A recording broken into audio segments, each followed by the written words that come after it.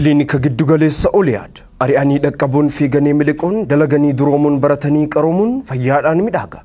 Rabbiin hamtuu isinirraa haa qabuuti. Tasa ta'ee miirri dhukkubbii isinitti dhaga'ame gara kiliinika Oliyaaditti koottaa. Meeshaa ammayyaawaa kan bara 2021 keessa oomishame ashaaraa harkaa qofaan dhibee guutuu kan eeruu danda'u galfachuudhaan tajaajila eegalee jira.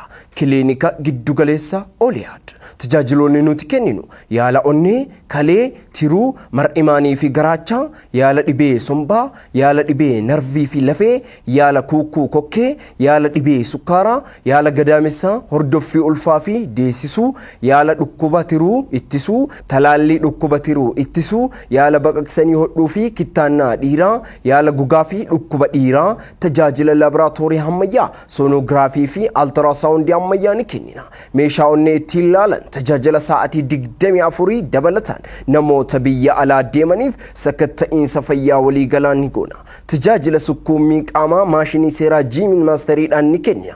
Qorannoo guutuu maashina ashaaraa harkaa qofaan ni goona. Teessoon keenya ganda duwwaa 4 hoteela Taantostiinaa duuba reestooraantii Gadaa cinatti argamna.